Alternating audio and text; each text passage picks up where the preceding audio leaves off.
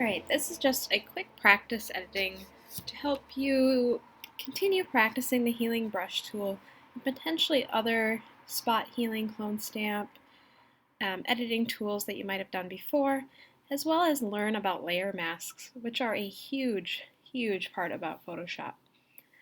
So to get started, you're going to click on the photo editing practice.psd.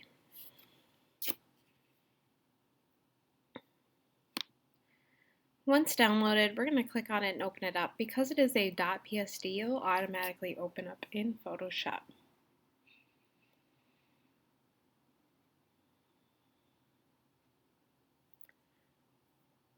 Now we have this image here of this lovely girl. She's not wearing much makeup. It's going to help us start editing things out a little bit. So I'm going to start with our favorite tool, the Spot Healing Brush tool, right here. And I think 40, 35, you can always just play around with the size.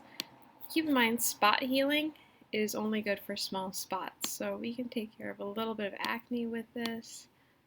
Maybe if there's like a mole or a freckle you don't like, that's easily taken care of. And it's just kind of up to you and your discretion. You never want to over edit an image. You don't want to get rid of too much, but you do want to get rid of something. If you're looking at the teeth here, it's not chapped lips, she actually has braces. So there's a light reflection from the braces. So I can show you how to get rid of that later. So a little bit of editing here and there. You can zoom in as much as you want, but keep in mind, zooming in Photoshop is just as bad as looking really close to a makeup mirror or a bathroom mirror. You're just going to continuously find things.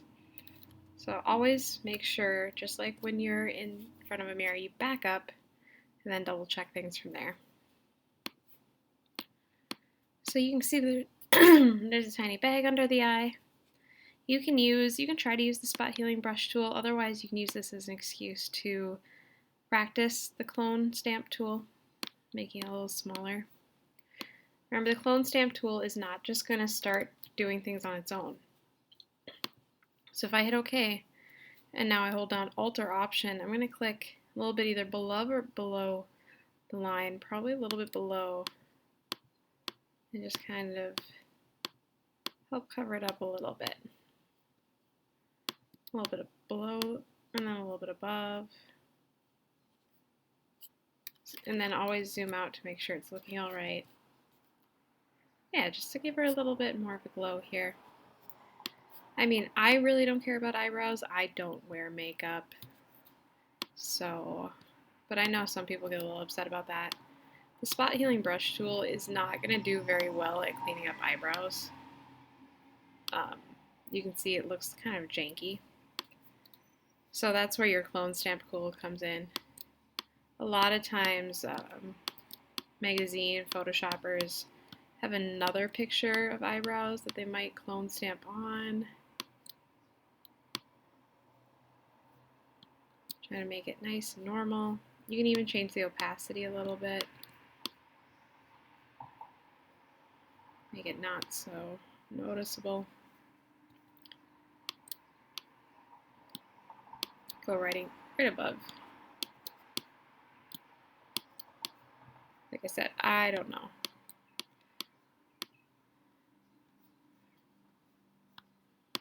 You can even use the clone healing stamp tool to get rid of pimples too if you really wanted to. Otherwise, go back to the spot healing brush tool. Once the clone stamp tool's gone in and done a little bit, sometimes the spot healing brush tool on top of it helps a lot. I don't know. I don't understand eyebrows. That could just be it. I talked to you about getting rid of lenses, lens flares, and stuff. This is probably going to trip us up a little bit in the future, so pay attention. I'm going to go with the brush tool. I'm going to get it pretty small, just small enough to hit the reflection. I'm going to make it soft. And then I'm going to go here to darken. And then I'm going to grab the eyedropper tool and I'm going to grab just that color that's back there. And now my brush is slowly going to darken. And you can see that that's 100% darken. I don't like that. Let's go to like a 33% darken, and we can kind of tone it down a little bit. Sometimes just toning down the colors helps. Sometimes it doesn't help at all. But a lot of times if you've toned it down and it's not so atrocious, you can come in with a very tiny healing brush tool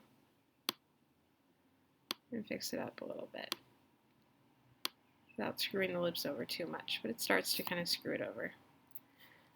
You can play along with color burn. Color burn sometimes helps. You gotta be very careful, that can be very dramatic.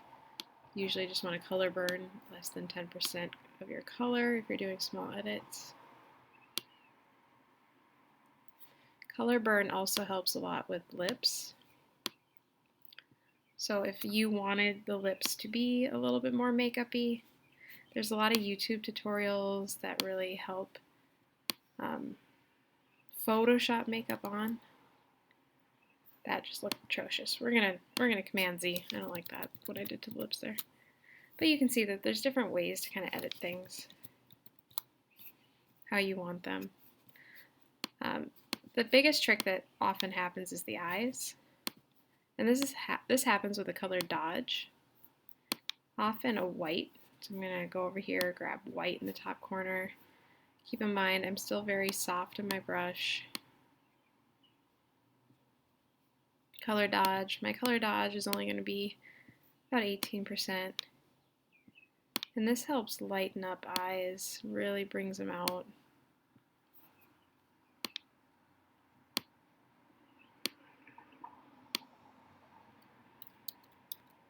You can see that right there. So there's a lot of different ways and things you could do. The last thing I want you to practice on is taking out her background and adding a new one. So you can YouTube more ways to add makeup and other things. There's a lot of YouTube tutorials out there. But the next thing we're going to do is we're going to grab that selection tool, that polygon lasso tool that you've used before. And we're just going to go around our model.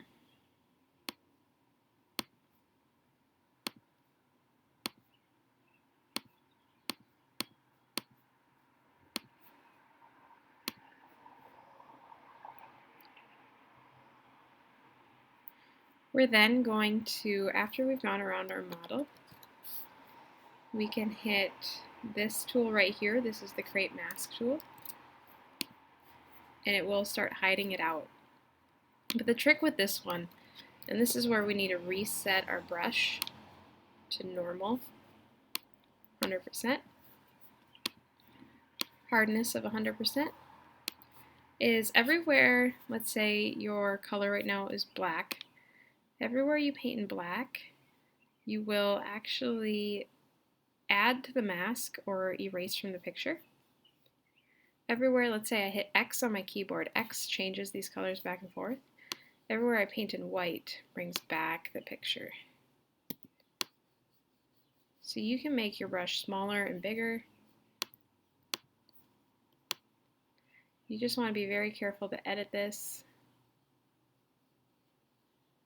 You don't want to overdo it at any point.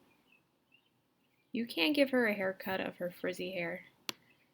This isn't necessarily the best way to cut out hair, but it's a start. It's going to help you kind of understand how more advanced layer masks really work.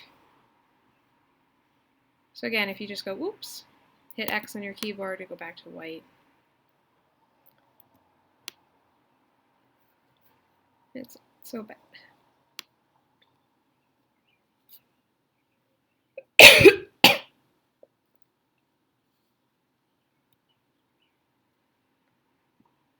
Again, you can give her a haircut if you need to.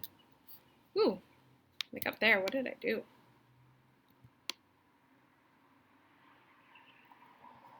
There we go.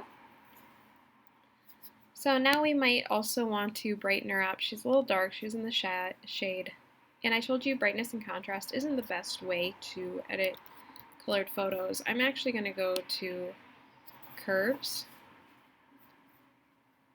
I'm going to grab this white eyedropper that pops up on the curves panel, and I'm going to click on this white part of the pearl. That white part of the pearl brings everything else that's white up, just like we did in that other lesson. And so you can see her skin's gotten a lot warmer.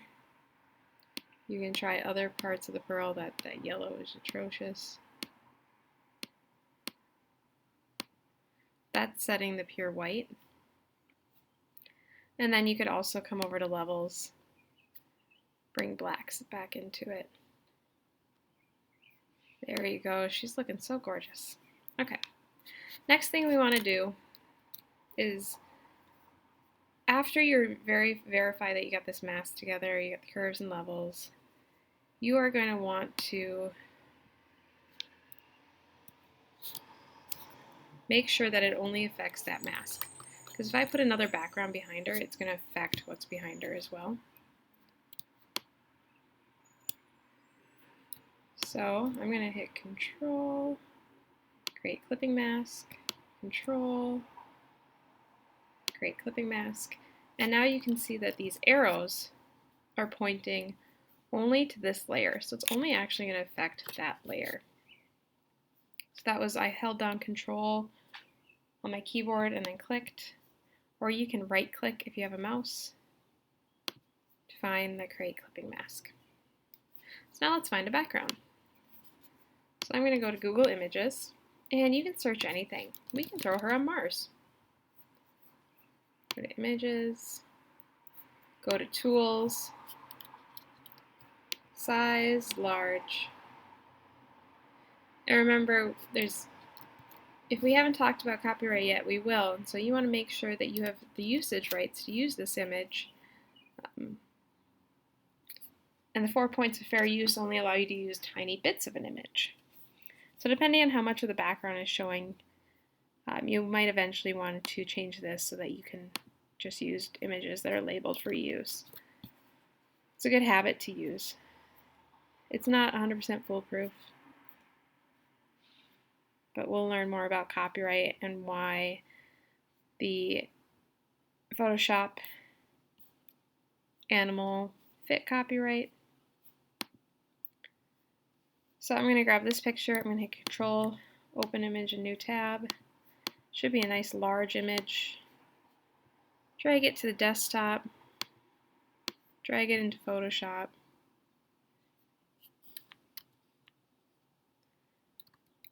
So I'm going to hold down Shift. Nope, not going to hold down Shift, because if I hold down Shift it will stretch it out. So I'm going to make it larger. There we go. It's going to look pixelated until you hit return. The key is if it still looks pixelated after you hit return or enter on your keyboard, then we have a problem. Next thing I'm going to do is I'm going to move this guy underneath my model. Bam. Now you can see I have some issues with my model in that she has some of her old background still here. To take care of that, I'm going to click on her layer mask, which is the black and white part. Then I can just grab my brush tool, and as long as I'm painting in black, I'll be removing it.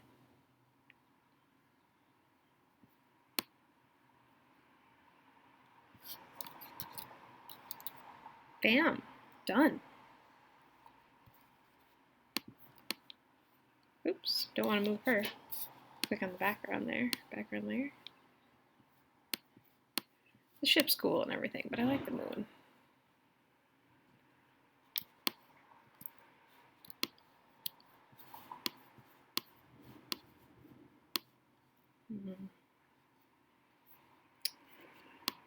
That works. I don't know. Image, edit, transform, flip horizontally.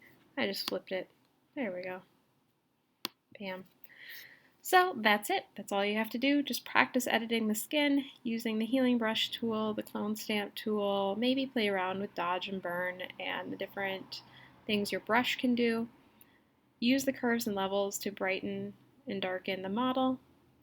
Use a layer mask to edit the model out of her old background and then give her a new background, making sure that you are in Photoshop at the very least using only large images so it looks good. File, save as, Save on your computer. You can save a version as a Photoshop document if you want to continue to edit the layers. Otherwise, just make sure it gets put in your Documents folder, your Photo 1 folder, and then we can change it to a JPEG. Adding my last name. Bam. Save. Okay. Go back to Schoology and submit.